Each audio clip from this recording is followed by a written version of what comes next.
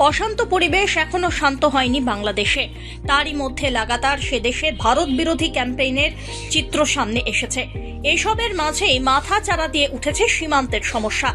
ভারত বাংলাদেশ সীমান্তে কাঁটা তারের বেড়া দেওয়া নিয়ে বিএসএফ এবং বিজেপির মধ্যে বচসার মতো ঘটনাও এখন খবরের শিরোনামে। এই পরিস্থিতির সুযোগ নিয়ে সীমান্ত পেরিয়ে বাংলায় জঙ্গিদের আনাগোনা হতে পারে বলে আশঙ্কা রয়েছে প্রবল। আর তাই পরিস্থিতির পরিদর্শনে গেলেন বিজেপির বিধায়করা। ভারত বাংলাদেশ সীমান্তের শিবরামপুর গ্রামে পরিদর্শনে এলেন বালুরঘাটের বিজেপি বিধায়ক অশোক। প্রসঙ্গত গত দিন তিনেক আগে শিবরামপুর সীমান্তে কাঁটা তারের বেড়া দেওয়া নিয়ে বিজেপির সঙ্গে রীতিমতো অশান্তির সৃষ্টি হয়। এরপরে দুই দেশের সীমান্ত রক্ষী বাহিনীর ফ্ল্যাগ মিটিং হলেও বেড়া দেওয়ার কাজ বন্ধ থাকে। এদিন শিবরামপুর সীমান্ত এলাকায় বিধায়ক অশোক লাহিড়ী পরিদর্শনে গিয়ে গ্রামবাসী এবং বিএসএফ আধিকারিকদের সঙ্গে কথা বললেন।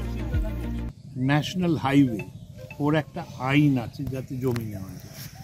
এখানে বিএসএফ এর সেরকম কোনো আইন নেই, তার ফলে রাজ্য সরকারের জমি নিয়ে এদের দিতে হয়, তারপর সিপিডব্লিউডি এই কাঁটাতারের বেড়া লাগায়।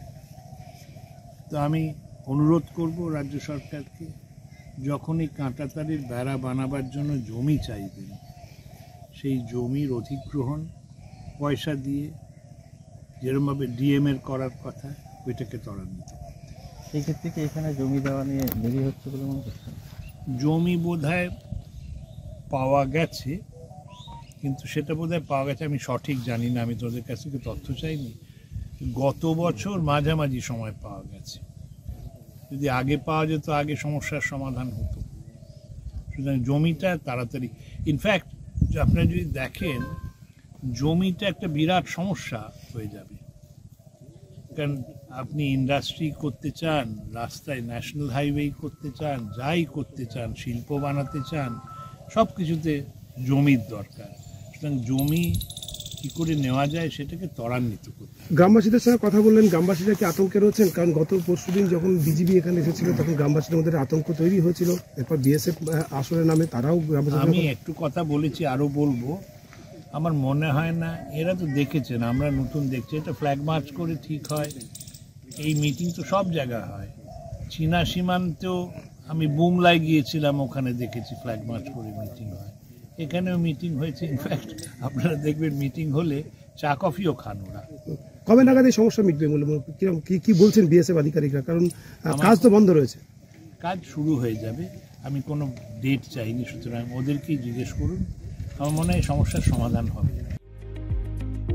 এদিকে ভারত বাংলাদেশ সীমান্তে যেভাবে অশান্তির পরিবেশ প্রতিনিয়ত সৃষ্টি হচ্ছে, সেই জায়গা থেকেই বিএসএফ এর সঙ্গে বৈঠক করলেন হবিবপুরের বিজেপি বিধায়ক জুয়েল মুর্মু। বৈঠকের পর কাঁটাতারবিহীন এলাকাগুলি পরিদর্শন করে দেখেন তিনি। সীমান্তে বিএসএফ জওয়ানদের সঙ্গে কথা বলেন, দূরবীন দিয়ে সব নজরদারি চালালেন। কড়া নজরদারি চলছে। যারা আজকে আপনারা দেখছেন এখানে কোনো ফেন্সিং নেই। আমাদের যে কেদারিপাড়া ক্যাম্প হইতে যেটাকে বলছে বেলডাঙ্গা পর্যন্ত যে 88 ব্যাটালিয়ন যারা ডিউটি করছে, এখানে 25 কিলোমিটার তার ঘেরা নেই। এই তার ঘেরা না থাকার সত্ত্বেও এত কড়া নজরদারি হিসাবে ডিউটি করছে। কোথাও বিএসএফ, মহিলা বিএসএফ রয়েছেন এবং পুরুষ বিএসএফ রয়েছে। তারা এই খোলা আকাশের মধ্যে ছোট ঘরের মধ্যে দিয়ে যেভাবে ঘন ঘন তারা ডিউটি করছে, যেভাবে করছে, একদম এইখান থেকে কোনো বাংলাদেশে গরু ভোঁস যেন না নিয়ে যেতে পারে, কোনো পাচার যেন না করতে পারে, এখন বাংলাদেশ থেকে কোনো অনুপ্রবেশ যারা আসতে না পারে, রোহিঙ্গা যেন না আসতে পারে, তার জন্য কড়া ডিউটি করছে। ভারত বাংলাদেশ সীমান্তে কেদারিপাড়া এলাকা ঘুরে দেখলেন বিধায়ক। ফেন্সিং না দেওয়ার জন্য দোষারোপ করেন রাজ্য সরকারকেই। উল্লেখ্য, রাজ্যে একের পর এক পাসপোর্ট জালিয়াতির কাণ্ডের ঘটনা সামনে আসছে। পাশাপাশি জঙ্গিদের সংখ্যাও বেড়ে চলেছে বলে অভিযোগ। এমনকি গ্রেপ্তার করা হয়েছে একাধিক অনুপ্রবেশকারীকে। এই অবস্থায় দাঁড়িয়ে কাঁটাতারবিহীন এলাকাগুলিতে কড়া নজরদারি চালাচ্ছে BSF. Bureau report, one India Bangla.